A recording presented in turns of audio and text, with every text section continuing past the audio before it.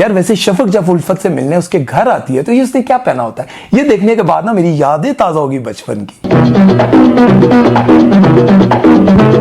अस्सलाम वालेकुम फ्रेंड्स, मेरा नाम है सुमेर और आप देख रहे हैं सभी सुमेर यूट्यूब चैनल।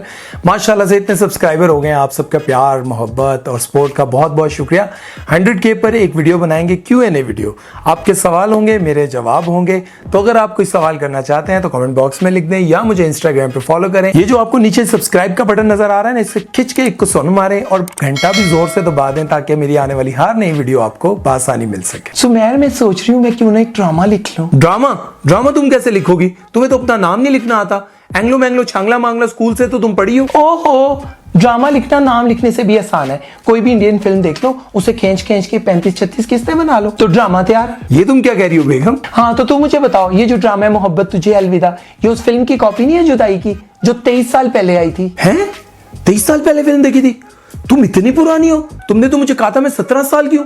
तुम्हारे जैसी लड़कियां होती हैं जो अपने आप को 17 साल कह के ना बच्चों को प्यार करने के बहाने उनके फीडर पी जाती हैं। My age is 17. इन बातों को छोड़ो, पहले मुझे इस बात का जवाब दो, ये कॉपी है कि नहीं है? हाँ बेगम, ये बात तुम्हारी बिल्कुल ठीक है।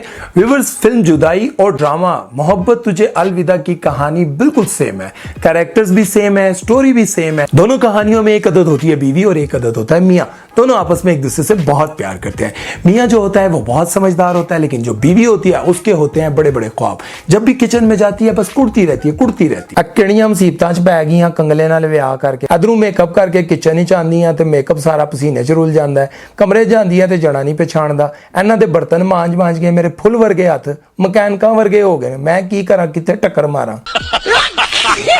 लालची बीवी अपने ख्वाबों को पूरा करने के लिए प्राइस बॉन्ड का सहारा लेती है जो कभी निकलते ही नहीं है। फिर हीरो के ऑफिस में आती है एक नई फीमेल बॉस, जिसे पहली ही नजर में हीरो से मोहब्बत हो जाती है। बॉस हीरो की बीवी से कहती है कि जितनी मर्जी दौलत मुझसे ले लो, अपना शौहर मुझे दे दो। ले ए शौहर ना हो गया रंग गोरा करने वाली क्रीम होगी, जिन्ने मर्जी पैसे ले ले, मैनू बस गोरा कर दे इंज। रंग गोरा करने वाली खास क्रीम। बीवी लालच में आकर अपने शौहर की दूसरी शादी करवा देती है बॉस से। लोग अपने हालात बदलने के लिए कोई सोना बेचते हैं, कोई काम करते हैं। इन्होंने तो अपना मियाँ बेच दिया। OLX.in बेच दे। बॉस अपना ड्रेसिंग सेंस सोबर करके उसके बच्चों को भी संभाल लेती है और शौहर को भी। और फिर पहली बीवी बहुत पछताती है, ये मैंने क्या कर दिया, 3 डब्बे के भाव मैंने अपना सोना बेच दिया। अब फिल्म के एंड पे तो ये होता है कि बॉस बीवी दोनों को छोड़कर चली जाती, कहती फटे मुंह जो करना है करो, मैं तो चली हूँ नया ढूंढने। लेकिन ड्रामे का एंड क्या होना है ये मैं आपको आगे चल के बताऊंगा। पहले चलते हैं बोंगियों और गलतियों की तरफ। इस सीन में आपने देखा होगा उल्फत जब मिट्टू से कह रही होती है आज 15 तारीख है, दुआ करो मेरा प्राइस बॉन्ड निकल आए। और जब गेट पे नॉक होता है, छोटू जब प्राइस बॉन्ड लिस्ट लेकर आता है तो कहती है ओ मैं तो भूल ही गई, आज पहली तारीख है। अच्छा जी, मतलब मिट्टू से लेकर गेट तक आने तक आपको 15 दिन लग गए। एड्डा वड्डा कार्य तुम्हारा। वैसे घर तो बहुत बड़ा दिखाया। वैसे जिस हिसाब से इन्होंने ये गरीब दिखाया ना कि चप्पल टूटी हुई है और भाग इतना बड़ा, यार अगर गरीब दिखाने भी थे ना तो असल वाले दिखाते इस तरह के।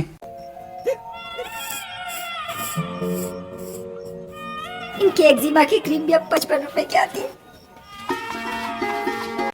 और रोटी दो बेटा। यार वैसे इस मैडम के भी क्या कहने। ऑफिस के बाहर जब गाड़ी में बैठी होती है तो उसने ये वाली नेल पॉलिश लगाई होती है, जब वो ऑफिस में होती है तो फिर ये वाली नेल पॉलिश लगाई होती है, और जब घर एंटर होती है तो फिर ये वाली नेल पॉलिश लगाई होती है। तेरी नेल पॉलिश का तकाजा क्या है, कभी नीली कभी पीली, ये तमाशा क्या है। यार वैसे मुझे ना उल्फत से ये उम्मीद नहीं थी। नाक देखो हाथ से साफ कर लिए, तो कमीज पुट्ठी करके साफ कर लेना सी। अब इन्हीं हाथों से जाके तो रोमांस वाले पकोड़े बनाएगी और वो बड़े मजे मजे से खाएगा। हाँ क्या टेस्ट है। यार वैसे शफक जब उल्फत से मिलने उसके घर आती है तो ये उसने क्या पहना होता है, ये देखने के बाद ना मेरी यादें ताजा होगी बचपन की। यार वैसे आजकल के दौर में ऐसे मियाँ होते हैं कि बीवी कुट रही है, थप्पड़ मार रही है, गालियां दे रही है, लेकिन वो आगे से माफिया मांग रहा है। मुझे इसे देखने के बाद ना वो याद आ गया। इस सीन में आपने देखा होगा उल्फत जब अपने शौहर से लड़ रही होती है तो तब उसकी नेल पॉलिश ये वाली होती है। जब वो उसे कुट कुटा कर घर से बाहर निकाल देती है और तस्वीर देख रही होती है तब उसकी नेल पॉलिश ये वाली होती है। जब शौहर सारी रात बाहर रोडों पे खुसरों को देख देख कर वापस घर में आता है तो तब भी उसकी नेल पॉलिश ये वाली होती है। वाह भाई, तुम्हारा मियाँ रोडों पे सारी रात रुलता रहा और तुम नेल पॉलिशें चेंज करती रही। इस ड्रामे में आपने उल्फत की सहेली को तो देखा होगा, जो हर वक्त आगे पुठे पुठे मशवरे देती है, कहती है हाय अल्लाह देखो ना तुम्हारे कितने नाजुक और मासूम हाथ है, काम कर करके घिस गए हैं। ले हाथ ना हुए पुरानी एफएक्स के टायर हुए जो चल चल के घिस गए हैं। ऐसी औरतें जब भी आपके इर्द गिर्द नजर आए, आपके घर आए, तो इनका मुंह गेट की तरफ मोड़कर इनकी तशरीफ के ऊपर ऐसी किक मारें कि जब ये अपने घर जाके तशरीफ रखें तो इनको दर्द से याद आए कि कौन सी चबली मैं मार के आई थी। इस ड्रामे में आपने नोट किया, उल्फत को बड़ी गाड़ी और बड़ी गाड़ी वालों से मोहब्बत है। जब भी बड़ी गाड़ी देखती है तो उसके मुंह से राल टपकने लग जाती है। लो मैडम, मेरा तो यही मशवरा है, किसी ट्रक ड्राइवर ने यारी ला लेनी सी फिर। इस ड्रामे की एक और बोंगी मैंने नोट की है। शफक जब बाहर से आती है तो गेटकीपर दरवाजा देर से खोलता है तो कहती है तू भी नौकरी तू फारिग। ड्राइवर ने सिग्नल तोड़ा होता है, कहती तू भी नौकरी तू फारिग। इस ड्रामे का एंड तो मुझे यही लगता है कि शफक एंड पे ये दिखाएंगे बर्तन खुद मांज रही है, रात को गन लेकर चौकीदारी भी खुद कर रही है और लेटरीने भी खुद धो रही है।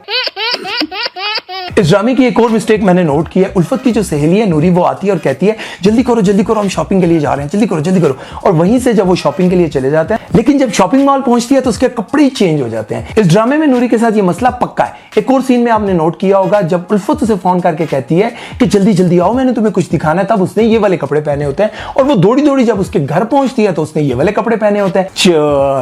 चोर कहना तो हीन है, तुम तो डाकू हो, रास्ते में से किसी की भी दीवार से कपड़े उठा के पहन लिए।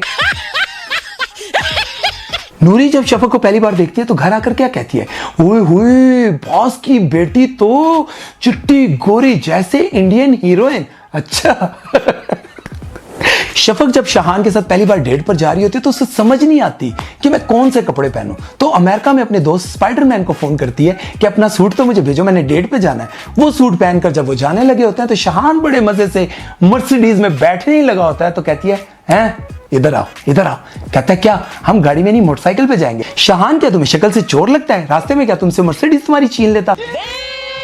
एक और सीन में आपने देखा होगा, शफक जब शाहान के साथ डेट पर जाने के लिए तैयार हो रही होती है तब उसने ये सतरंगी कलर के कांटे पहने होते हैं और नेल पॉलिश भी ये वाली होती है। लेकिन जैसे ही वो कैफे में पहुंचती है तो कांटे भी बदल जाते हैं, मतलब तब्दील हो जाते हैं, और नेल पॉलिश भी। तब्दीली आई रे, तब्दीली आई। इस सीन में आप देख सकते हैं कि बेटा जब उल्फत को ये बताने आता है कि बाहर शफक आई है, तब उसके हाथ में कोई मेहंदी नहीं है। लेकिन जैसे ही वो गेट पर पहुंचती है तो उसके हाथ पर मेहंदी आ जाती है। लेकिन जब वो फिर अंदर आकर उसको शफक को चाय देने लगी होती है तब उसके हाथ पे मेहंदी फिर गायब हो जाती है। यार ये तुम्हारी मेहंदी है या बापडा वालों की बिजली है, कभी आती है कभी जाती है।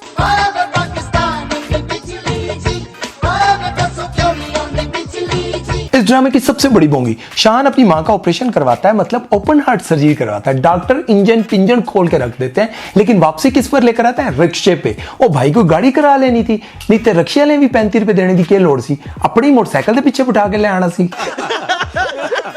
यार वैसे आजकल ये कैसे फैशन आ गया, ये मैडम क्या आपने कांटे नहीं देखे? ऐसे नहीं है जैसे ट्रैफिक वालों की सीटी हो या फिर आपकी माड़ी जाए तो वो पुरानी कश्तियां हो, बिल्कुल सेम है ना।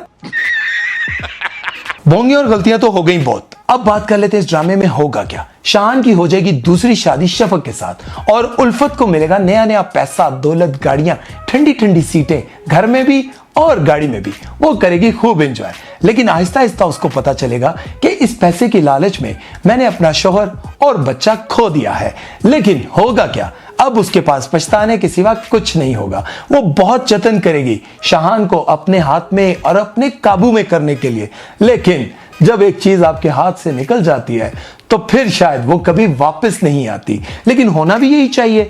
जब कोई पैसे और दौलत की खातिर अपने ही रिश्तों को ठुकरा दे तो होना तो यही चाहिए कि उसकी जिंदगी में तन्हाइयां और जुदाइयां उसके लिए एक सजा बन जाए। आप लोगों को भी इस वीडियो में यही मैसेज है कि जिसने भी जिंदगी में कभी भी दौलत और पैसे के लिए अपने रिश्तों को ठुकराया है, उसके लिए आखिरकार सिर्फ ठोकरें रह जाती हैं और तन्हाइयां रह जाती हैं। इन चीजों से बचने के लिए ये ड्रामा अगर आप देख रहे हैं तो सबक जरूर हासिल करें। ये मत सीखें कि हाय ला कितनी अमीर हो गई है, हाय देखना गाड़ियों में फिर रही है। ये मत सीखें, ये सीखें कि अपने ही रिश्तों को किस तरह से काबू में रखना है, अपने करीब रखना है। तो अपना बहुत सारा ख्याल रखिएगा। और आपको क्या लगा, उल्फत को माफी आगे मिलनी चाहिए या नहीं, तो कमेंट बॉक्स में जरूर बताइएगा। और अपना बहुत सारा ख्याल रखिएगा और हमारे दोनों चैनल को कर दे सब्सक्राइब। अल्लाह हाफिज। यार वैसे शफक जब उल्फत के ये कार्ड में बता दोबारा करता है। दोनों कहानियों में अच्छा एक आदत है बीवी है ना, दोनों आपस में करते हैं बहुत सारा प्यार। बहुत सारा प्यार कुछ और लगेगा। शफक करवाएगी शादी दूसरी उल्फत के साथ नहीं।